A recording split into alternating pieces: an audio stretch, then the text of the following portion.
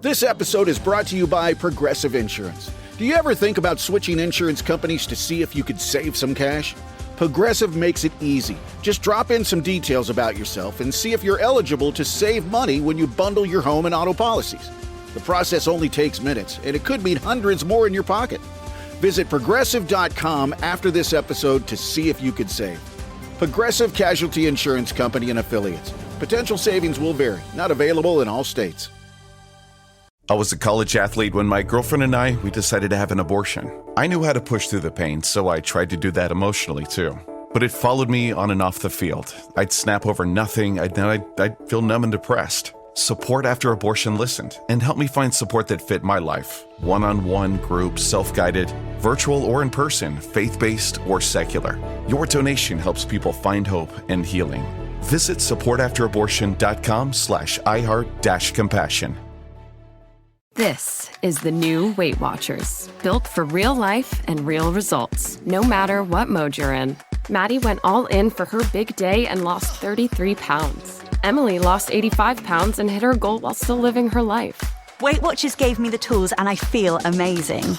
Join the millions of members and lose weight with the #1 doctor-recommended weight loss program. Lose more at WeightWatchers.com. At 6 months, participants in a clinical trial of Weight Watchers program lost an average of 12 pounds. Kieran O'Donovan, we saw the Niners making big moves in free agency as well, so they'll probably be adopting a similar track to what Craig has just been saying in relation to what the Rams will do. They will feel if they had all their guys back and ready for the season ahead, that things would have been very different and they would have had more momentum and more gas in the tank going into the playoffs. We talked at length during the season about what an incredible job they did to keep the train on the tracks and to get as far as they did into the playoffs before it came to, unfortunately, at the end of that wild ride and patching it all together on both sides of the ball, a relatively predictable end. But they're feeling good going into this draft. And, you know, there are a couple of obvious areas where they will need to do better. One of them you would think is whatever they do, they cannot be coming into the season looking to lean on Christian McCaffrey to anything like the degree they did last year, because they will break him. They had to do it. There was no other choice last year. But you need better offensive line help to open up lanes in the running game. You need a more ability to spread the ball around from him, and you need a mate that's going to help him in the backfield. Yeah, and running back came into my mind fleetingly, and probably too fleetingly, because it was the offensive line that I was drawn to. It's funny, we're talking about the 49ers as one of the powerhouses in the NFL, and yet they haven't got to that. They haven't climbed the steps of the Hogan stand, if you want to put it that way, yet. We talk about we talk about a coach who's perennially involved in the Coach of the Year conversation, and we talk about a stacked, talented roster across the board, notwithstanding the fact that they had a woeful year due to injuries last year, and nobody would have wished on them what they had to go through. For a guy that's three times coached in the Super Bowl, arguably last year was Kyle Shanahan's best ever year as a coach. Yeah, so I mean, while you would be feeling really good as a 49ers fan in what they have achieved and can achieve, you'd also be increasingly anxious that we got to get it right, and we got to push this crowd over the line. So I'm looking at the offensive line and looking down into the trenches. We always talk about that, and we often talk about the quickest way or the best way to build a foundation is to start from the ground up and build, go into the trenches and build that from those foundations. So thinking about Bill Walsh in the 80s, when you think about the teams that are the players that left, the great players, you'd often hear the likes of Jerry Rice, Dwight Clark, a lot more names that I could add. None of them ever left very happy with the 49ers. Bill Walsh's philosophy was that we need to move on from these great players before it's too late. Before we suffer, an unmerciful blow due to their absence. And Trent Williams is 38 years old. He's a 12-time Pro Bowler. I think he's been in 5 of the last 6 Pro Bowls. And while people might say it's not an immediate need, I feel like that's, and I'm reading more and more articles that suggest that's the way that they're going to go, and go into the offensive tackle, go down the offensive tackle route. And one name I suppose that is being linked with their first pick is Caleb Lomu. You mentioned him, Craig, and anybody with a surname Lomu is it must be made of the right stuff. It's been too long since we saw a Lomu bounding up a football field. The other areas that they may look to bolster is edge. I mean, they've got, again, Nick Bosa and Michael Williams, a great pairing, but the injury concerns are real and they're consistently there. And once those two guys fall off, the pressure drops massively. So again, names linked with that position: Auburn's Keldrick Falk, Clemson's TJ Parker. Another sneaky area I think that they may look to address, whether it's early or later on in this draft, is tight end. Another injury-prone position with George Kittle, who is out with an Achilles injury and will miss a significant amount of time. So they may look to his long-term replacement and somebody that might be able to plug in and start straight away. I'm not sure, and again, Craig, you speak to this better than I will, whether the likes of the Kenyan Sadiq will be available that late on in the first round. He may well be snapped up, but I think if he managed to fall to them, maybe they see that as too much value to let pass them by, because in Tonjes you've got a serviceable number 2 tight end, but even within that division, this is a tight end happy division as well, and it's Kenyan Sadiq actually was a name that I failed to mention that the Rams might be very interested in as well, and might be sneakily interested in with their 13, 14 personnel. But tight end is a position that I wouldn't overlook within the division, potentially within the 49ers organization as well. Craig, what do you make of that? Because as Kieran was saying, Caleb Lomu is one name that's been heavily linked with the Niners. Blake Miller from Clemson, another offensive tackle, is another one. But Kenyan Sadiq has an inherent attraction. He's been linked to quite a lot of different teams, including the Ravens, for whom, as we know, Todd Monken. The Browns, for whom, as we know, Todd Monken in his time with the Ravens, I was going to say, loved the idea of having 2 top-tier tight ends that you can do an awful lot of stuff in the kind of offense that he likes to field. That's also a Sean McVay speciality. I would be absolutely shocked if Sadiq gets into the 20s, let alone towards the back end of the 20s. Like, he is a talent that you do not see very often in the terms of the speed and the size of the man kind of tied together. I think I mentioned it either last week or the week before, in the fact that Sadiq hit the same miles per hour doing his 40-yard dash as Jamar Gibbs did. That is horrific. That's terrifying that you can have a tight end that is able to stretch the field like that in the same way, that we used those prototypical, and we saw the hybrids come through in players like Gronk in more recent years, but this is kind of like a souped up wide receiver to the ultimate degree. Like, he is, I can't remember how much, I think it's 230, 240. The fact that he can run, I think it was 22 miles per hour, is ridiculous. But yeah, I actually have the 49ers looking at that offensive line. I look at guards. Left guard is a massive issue for them. It's probably their weakest area of that offensive line. Chase Benoitis from Texas A&M, he's played the position in the last 2 years. He's well-rounded in the pass and the run. He's not a reach at 27, because when you get towards that latter stage of things, you can look at that second-round talent and you can take a flyer if you think that they're a good fit for your own team.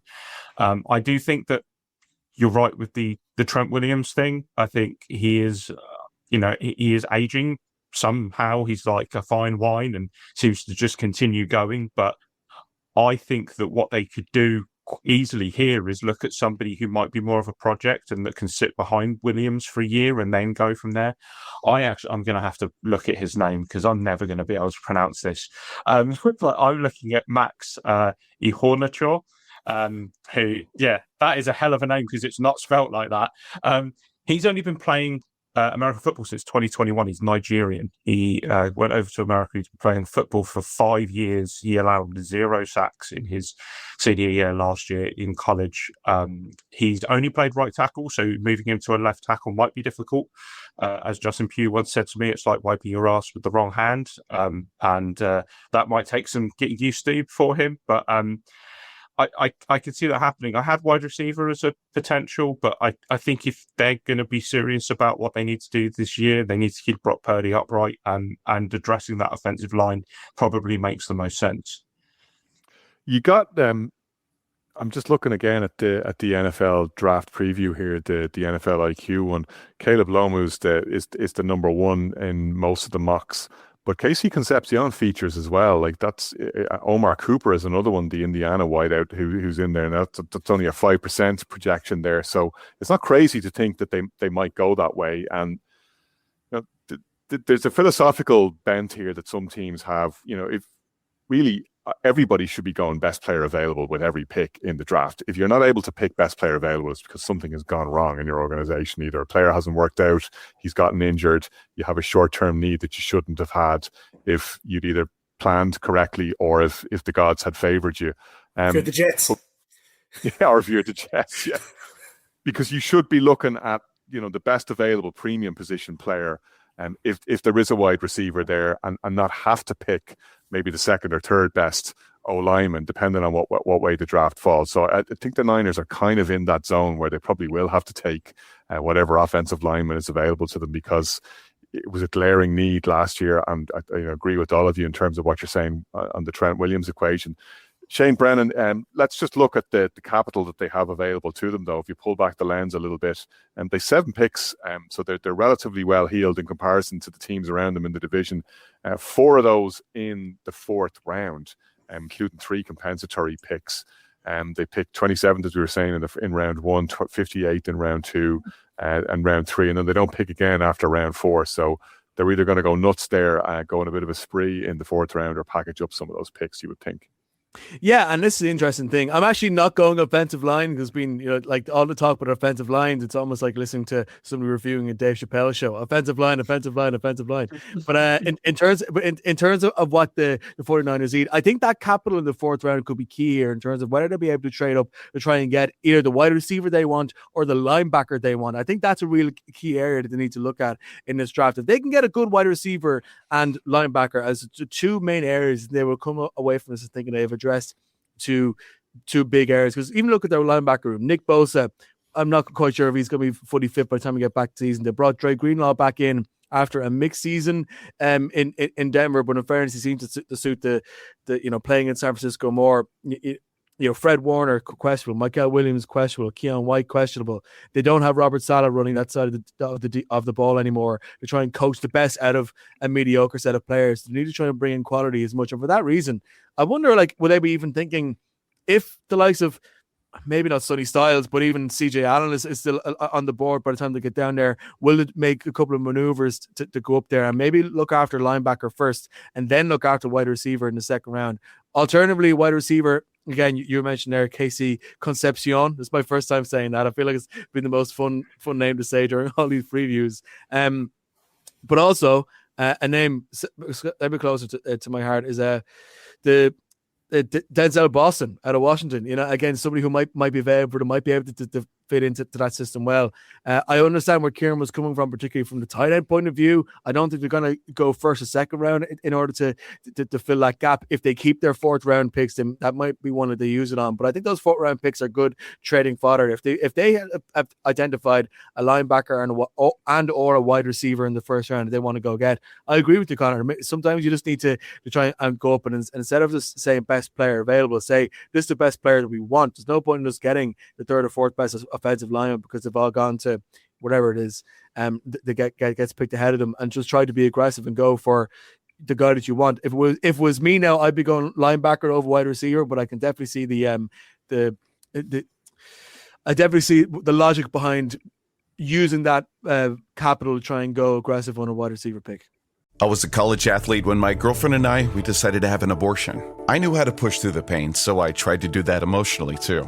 But it followed me on and off the field. I'd snap over nothing. I'd feel numb and depressed. Support After Abortion listened and helped me find support that fit my life. One-on-one, group, self-guided, virtual or in person, faith-based or secular. Your donation helps people find hope and healing. Visit supportafterAbortion.com/iheart-compassion. Weight Watchers now offers access to affordable GLP-1s. Weight Watchers has everything I need, from weight loss medications to nutrition support and help with my side effects. With our program, our members are losing more weight with expert nutrition and side effect support. Weight Watchers prescribing GLP-1 medications. It's been life-changing. Want better results? Expert support. Lose more weight. Make it last. Get started for as low as $25 at WeightWatchers.com. All medications require eligibility and prescription. First month as low as $25 with a 12-month Med Plus plan. Does not include the cost of GLP-1 medications.